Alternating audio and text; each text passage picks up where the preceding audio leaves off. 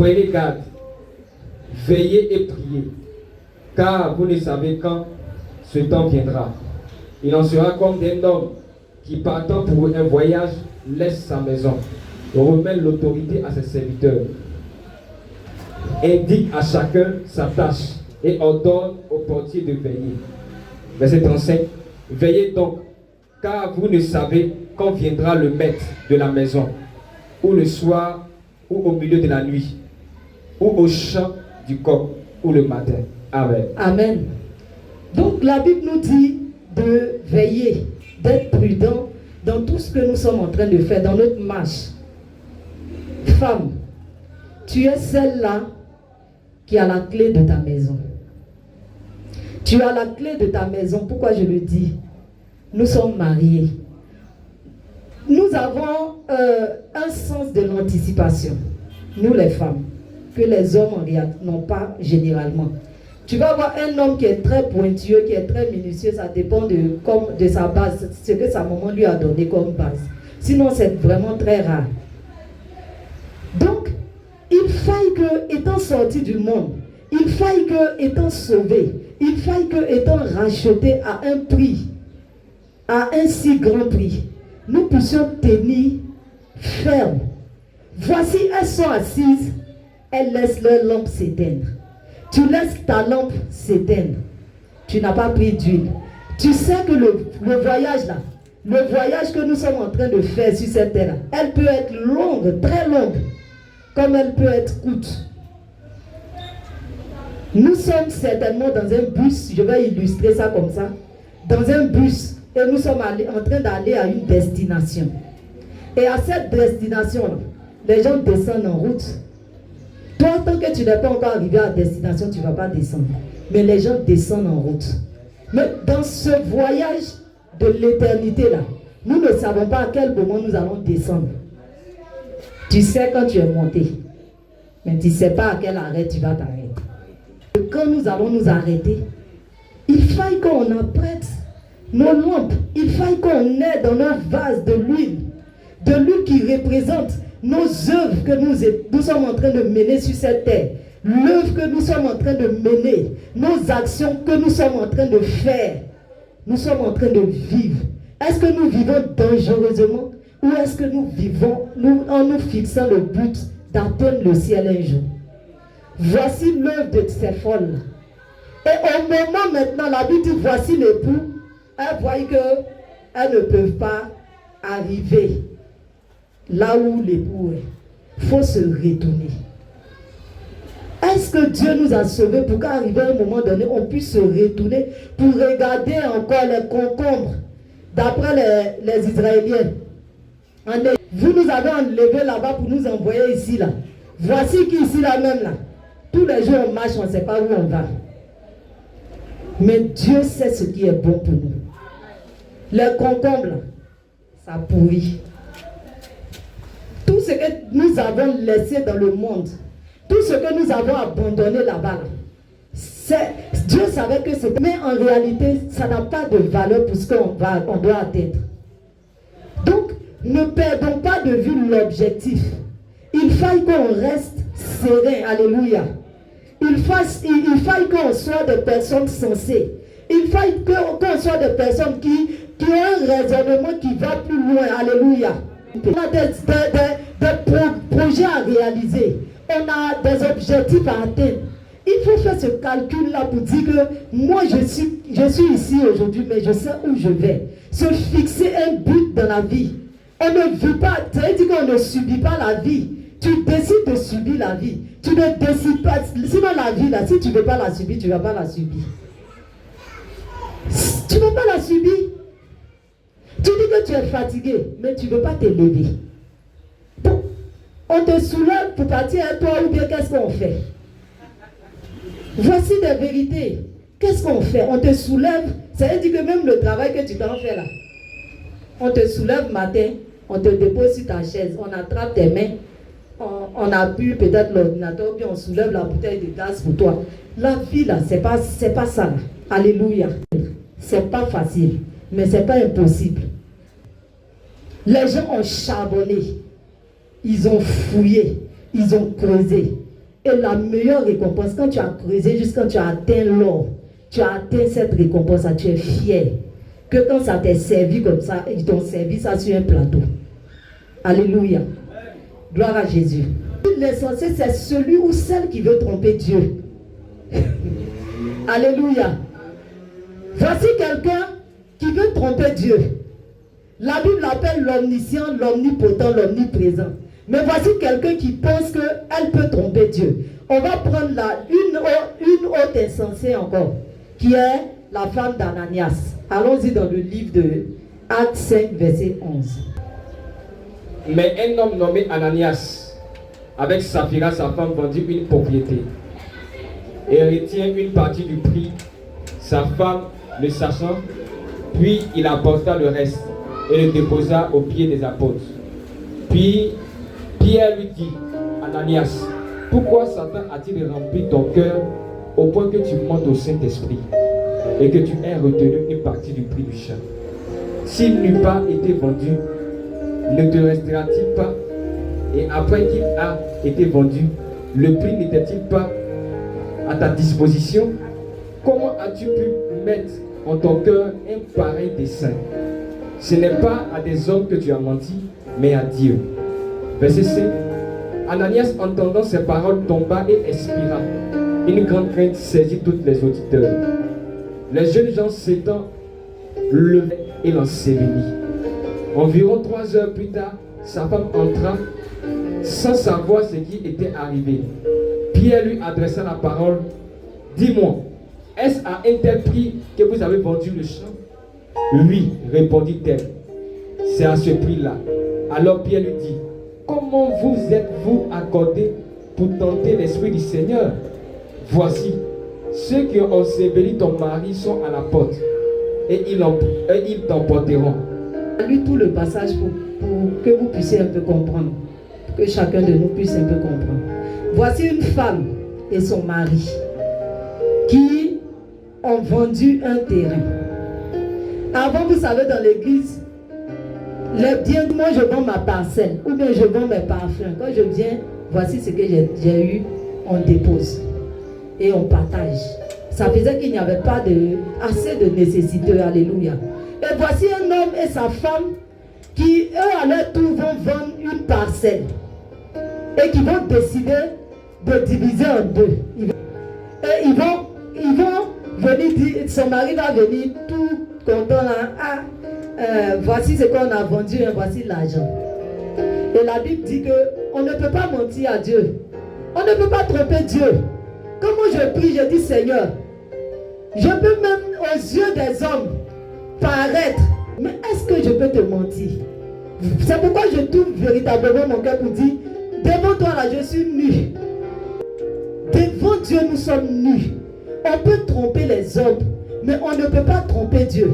Toi, voici une femme qui pouvait sauver leur vie. Alléluia. Voici une femme, si elle n'était pas insensée, c'est votre argent. C'est l'argent de qui? C'est ta terre. Voici, on a vendu ça. Nous, on a pris tel. Je ne pense pas que Dieu aussi soit si méchant avant là, pour pouvoir te tuer parce que tu as vendu, tu as pris un peu peut-être pour ta maison. Mais elle n'a même pas su raisonner son mari. Au contraire, elle s'est alliée à lui et ils ont voulu tromper les autres. On ne peut pas tromper Dieu. Tu as dit, Seigneur, voici ce que je vais faire. Ça, tu l'as dit dans ta chambre. Tu ne l'as pas dit aux yeux des hommes. Voici ce que je vais faire si tu me donnes temps. Si tu fais telle chose pour moi. Dieu te donne, comme le pasteur n'a pas su quel engagement tu as pris de façon secrète. Tu ne fais pas et tu es à l'aise avec. Mon frère, quand ça va te tomber sur la tête, là, ça sera terrible. Ça sera terrible. L'homme t'a pas vu, mais Dieu, il prend ça en compte. Il commence à compter ça.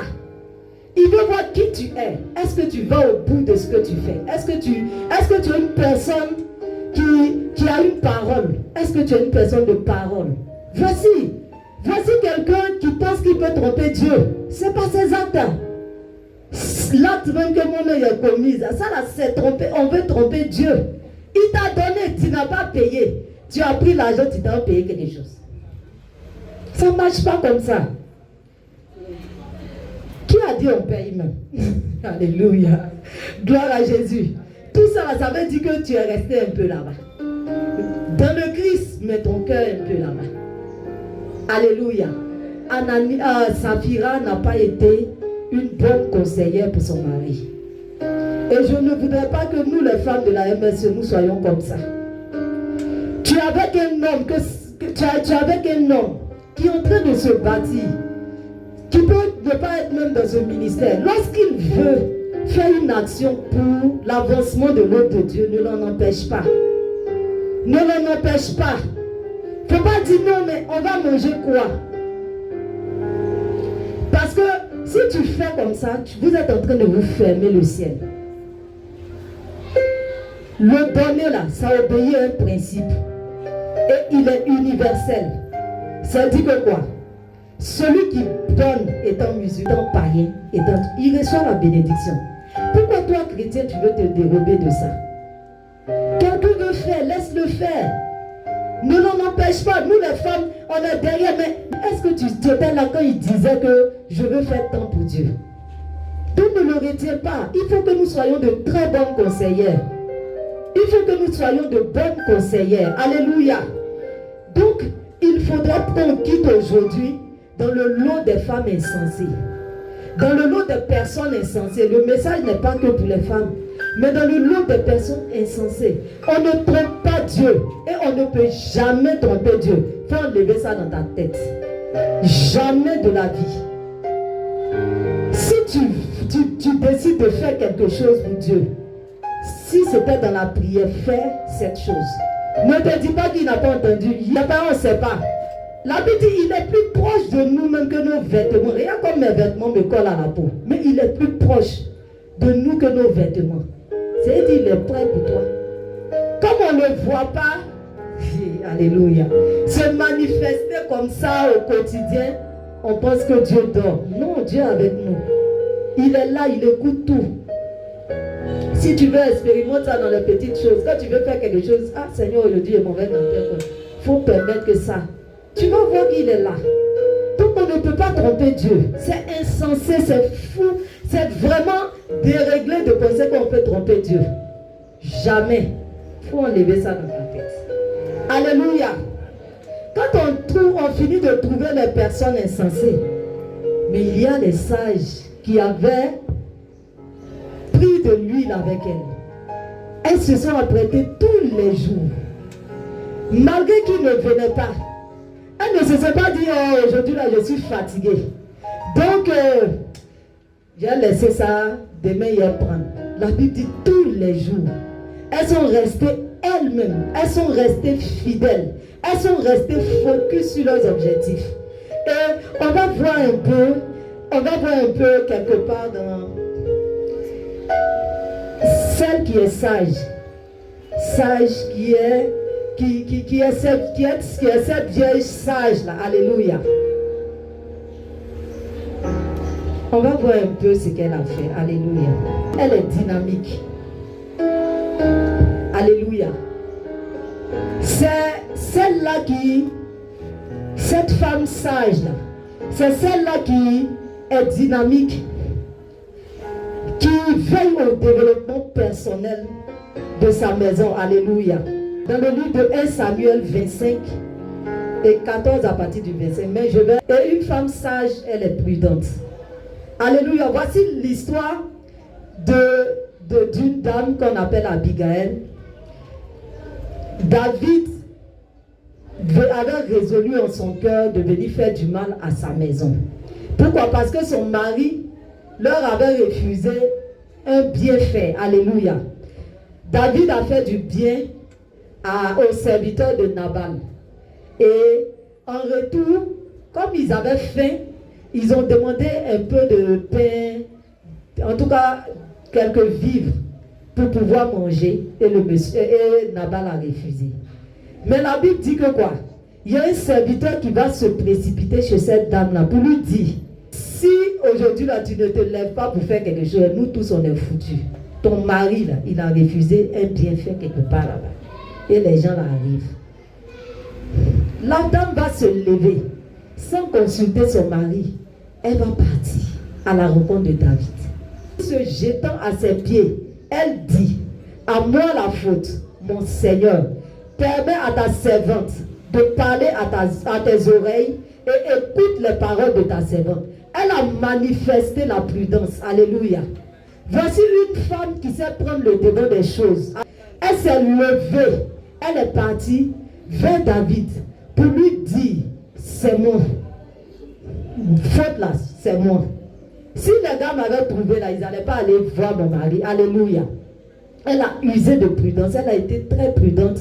Et à cause de cette détermination-là, à cause du fait qu'elle est une personne qui veille au grain, elle a sauvé toute sa famille. Dans notre marche avec Christ, il faut que nous manifestons la prudence. Et ces folles-là, et ces sages-là, vous avez vu qu'elles ont manifesté la prudence en ayant avec elles, malgré que l'époux tardait, en ayant avec elle de l'huile. L'huile représente le Saint-Esprit.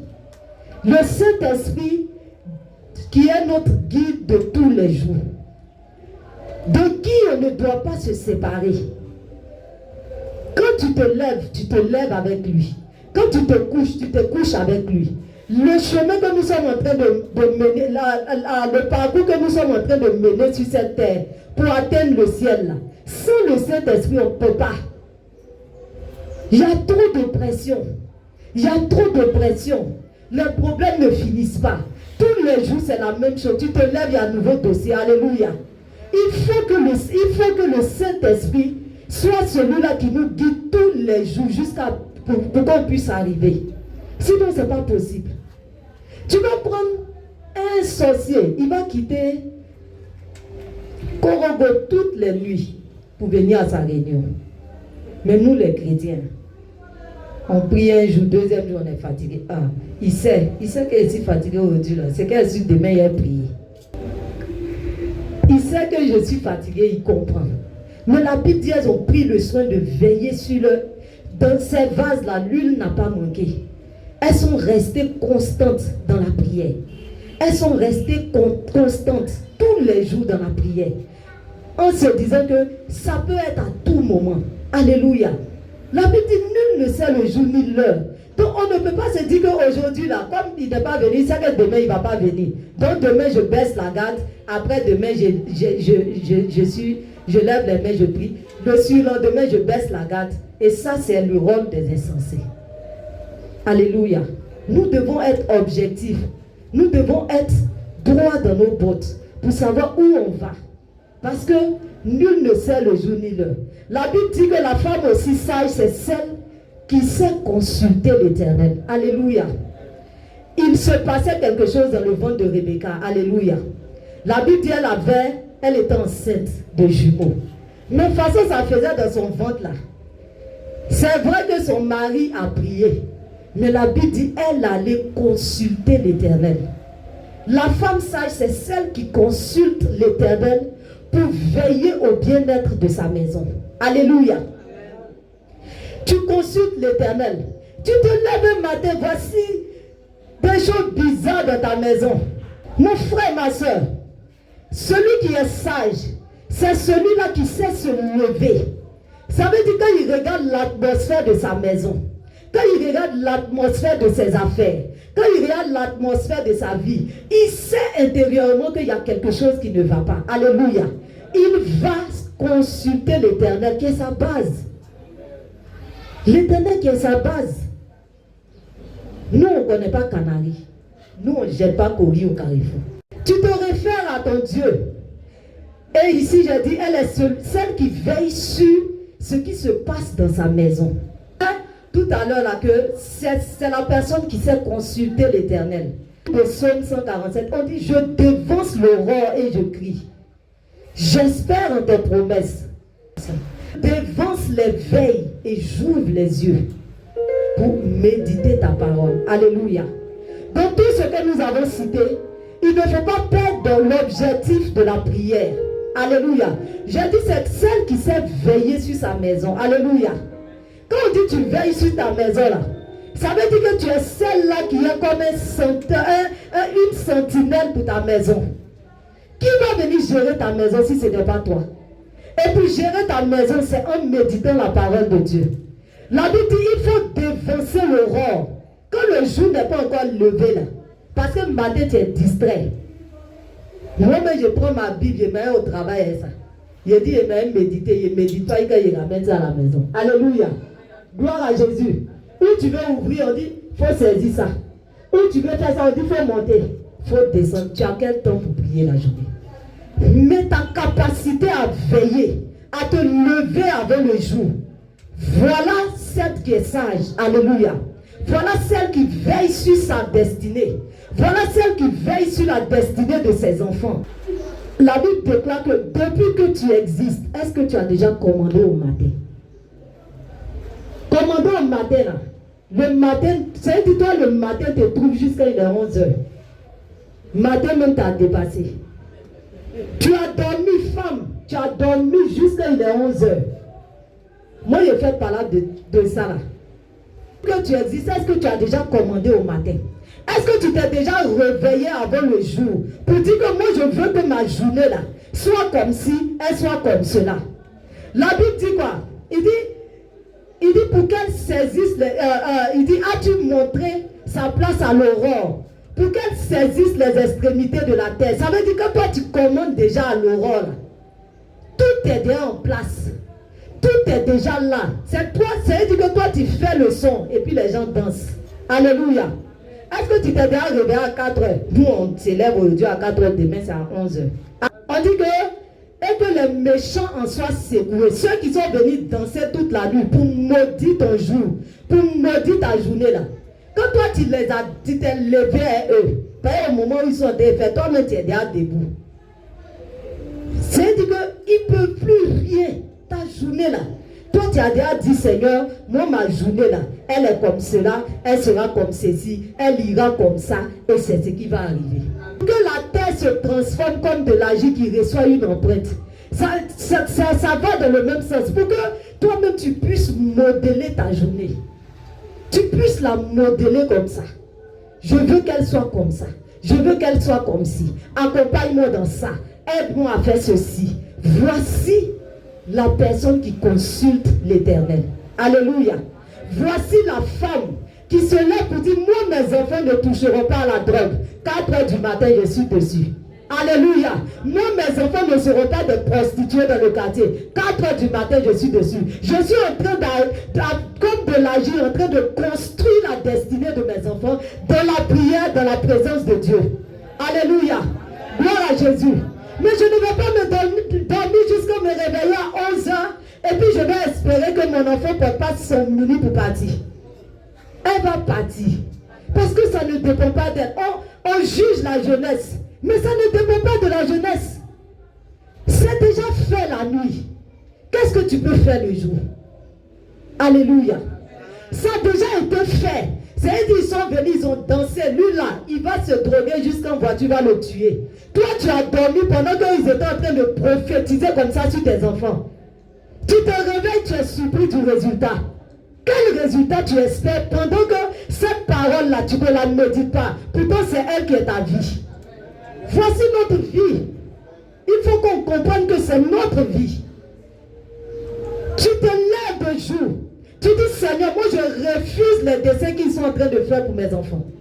Seigneur, je refuse que mes enfants soient la honte de ma vie.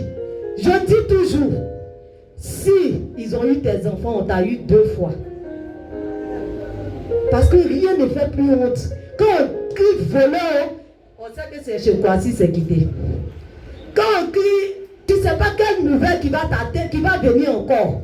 Qu'est-ce que les enfants là vont aller faire encore et puis ça va venir te toucher. Tu vas vieillir, tu vas mourir avant ton temps. Levons-nous pour nos maisons. Soyons des sentinelles qui allons prophétiser sur la vie de nos enfants. Nous allons en faire, ça veut dire qu'on va enfanter ce qu'on veut. Alléluia. On va enfanter de belles choses pour nos enfants. Alléluia. La jeunesse se lève, elle est ceci, elle est cela. Aujourd'hui là, quand tu regardes Internet, tu as mal au cœur. La nuit, si le jour tu n'as pas le temps, la nuit, il faut mettre à terre. Il faut ribaba, faut parler en langue si tu parles en langue. C'est-à-dire qu'il faut que la terre là soit modelée, soit façonnée comme toi tu veux. Il faut que tes enfants soient ta joie, ta fierté. Alléluia. Quand on dit le ministre, ce sont les enfants de monsieur Kwasi.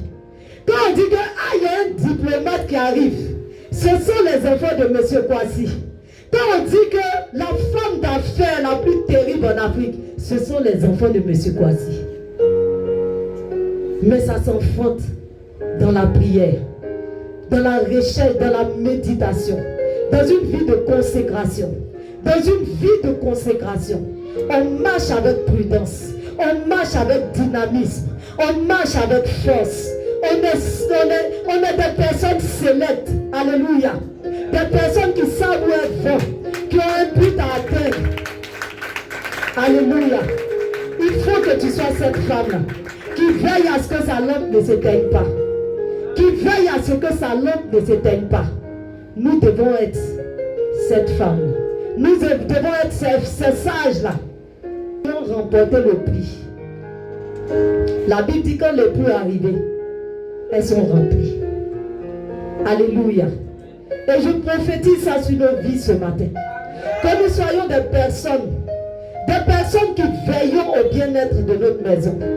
Des personnes qui savent consulter l'Éternel. Des personnes qui enfantent depuis la nuit. C'est-à-dire pendant qu'il fait nuit, pendant que les cœurs sont couchés, pendant que les esprits sont encore en train d'errer, toi tu enfantes ton jour. Tu enfantes ta bénédiction. Tu enfantes ta vie. Tu sais où tu vas. Alléluia.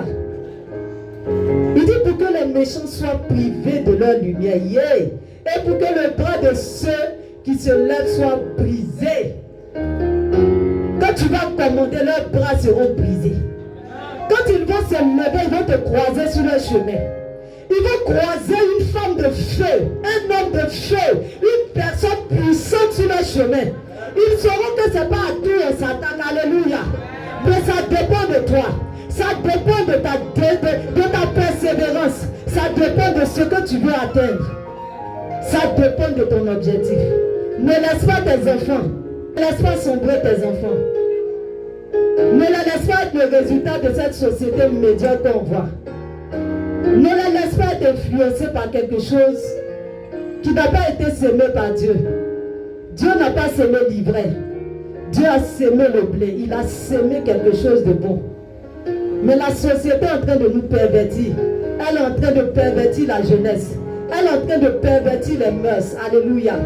Est-ce que nous allons nous laisser faire? Est-ce que nous allons laisser cette société impacter négativement nos enfants? Nos enfants sont des victimes. Il faut que nous nous levons. Que nous soyons des hommes et des femmes de prière. Pour nos enfants, il faut que nous le soyons.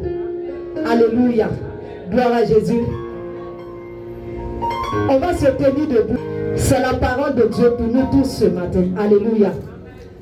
Il dit que nous devons être des personnes qui nous apprêtons, qui savons nous apprêter déjà. Des personnes qui sont prudentes. Des personnes qui craignent l'Éternel. Alléluia. Dis, élève la voix et prie le Seigneur. Dis à Dieu de t'aider. De t'aider à devenir une sentinelle pour ta maison. De t'aider à veiller sur tes enfants. De t'aider à veiller sur ta main. D'être une personne qui se lève dans la prière. Élève la voix. Prie le Seigneur Jésus ce matin. La gloire du Messie, cité, et rien t'égale. À jamais tu seras, à jamais tu seras l'agneau sous le trône, l'agneau sous le trône. Je fléchis les genoux, je fléchis les genoux pour t'adorer ta sœur, Jésus.